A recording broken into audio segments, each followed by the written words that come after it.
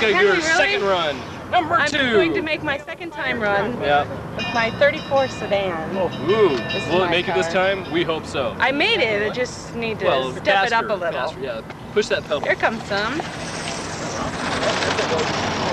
Yes, Bobby beat me before. And he'll continue to beat me. Check that motor. Back to Canadian music. Yes. So there's this great music scene up in Canada. If you went up to Canada, there'd be so much stuff. You'd be listening on the radio and you'd be like, wow. Or they have Much Music in Canada, which is their video programming. You said that in Alaska. Did they have that in Alaska? Isn't it much better than that big network? They have more Pepsi ads. Besides that, they show more variety of videos. They show independent videos, much like your show. Right. And that's the way Canada is. They look more at independent artists, which is really cool. And that's why I like Canadian music. Okay, cool. So who do you want to play? Because I know you got a race over here. You know, I got to go up and run, but I'm going to pick the Doughboys. The Doughboys? Yeah, originally from Montreal. Really? And they just recently got signed to A&M Records. They had a single, Shine, but, you know, getting a little more well-known. They've been around forever. True. Yeah. Okay, well. So let's do some Doughboys on KASRV. Yes. And Leah's going to go do number 2, go run. B2. Her car. She's going to beat him this time. I'm just going to go try and make a time run. You'll do it. I'll do it. Go, Leah. First run that I ran.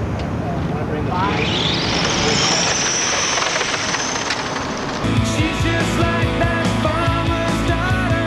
Everybody laughs at the joke. They would have it. She don't know what it means. She just knows that it's not what it seems.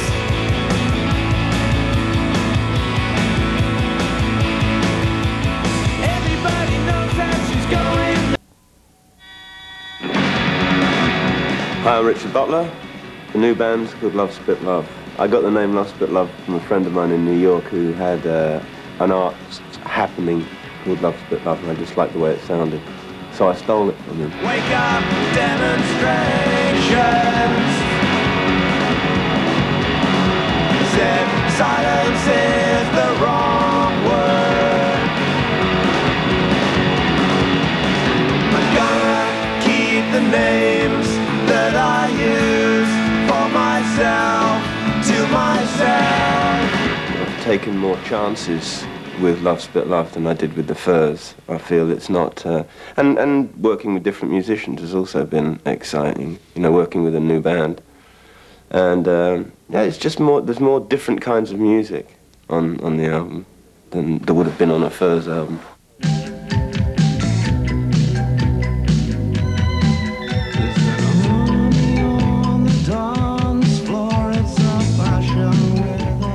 Ladies and gentlemen, please welcome to the program. We're very happy to have them with us tonight, the Psychedelic Furs. Kids, it's all yours.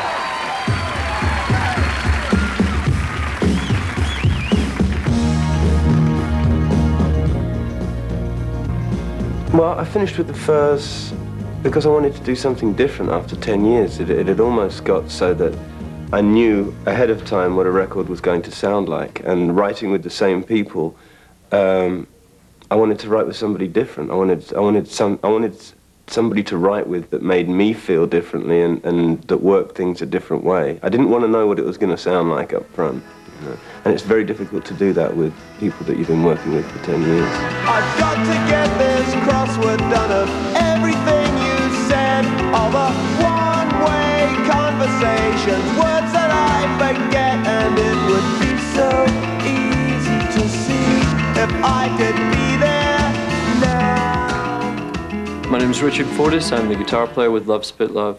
Richard was in a band called Pale Divine that supported the Furs on tour, on the last tour, and I liked him as a person and I liked his playing, and we got together and he came over to New York to write some songs, and it worked out well. So he's still with me. That I keep to myself, and I turn my back. I picked Dave Jordan because I liked the sound of the records that he'd produced, that I'd heard. I liked the fact that he'd worked with Brian Eno and done a lot of engineering on records that also I like. He did Bush of Ghosts with Brian Eno and David Byrne. And when I met him, I liked what he had to say about the songs, and I liked him as a person.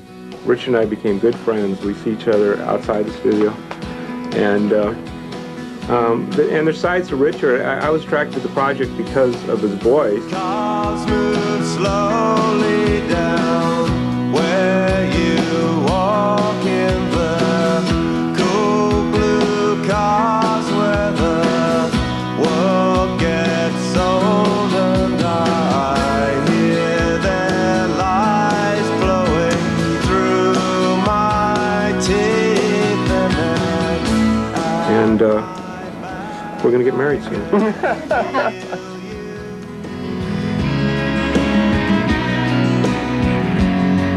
It's a classic sounding album. I think it's going to classic in the sense that not that it's retro at all, but I think it's pretty timeless. I think it's a timeless sounding album, which I think is what's been great about Dave. It's sort of one of the reasons we picked him was the records that he does tend to be that way.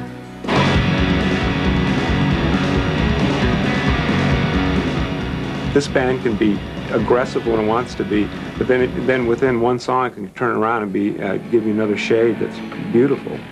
TV talk show shiner, light from every window. She pulls her dress on and who cares where she goes and wake up, wake up. I always have a particular group of obsessions that come up in all the writing, and that's all I'm concerned with. I'm concerned with putting those across so that I feel it. So when I listen back to it, it's like looking in a mirror. I feel all those feelings again.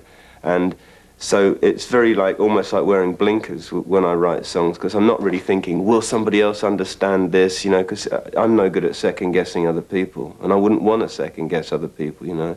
I mean, you have to be brutally honest when you write songs, and if you don't feel it when you listen back to it, then it hasn't worked.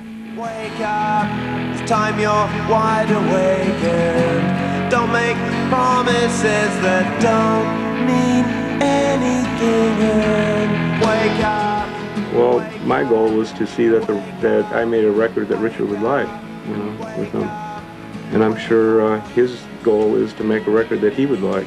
Yeah, what I liked about Dave's approach was it wasn't like making the whole record sound like one thing. There was never a danger that that wasn't going to happen. How can we make this song sound great? Because we knew there was going to be a unity of approaching it all anyway. It was like trying different things on different songs. Yeah, I'm looking forward to going out and playing live. You know, I don't feel we haven't made a horribly glossy record that's impossible to reproduce. You know, it was basically the sound of a band underneath everything. It was recorded as a band. It wasn't like pieced together bit by bit. It hasn't got any, you know, horrific, impossible to achieve overdubs and stuff. It's basically songs, you know, and I'm looking forward to getting out and playing it.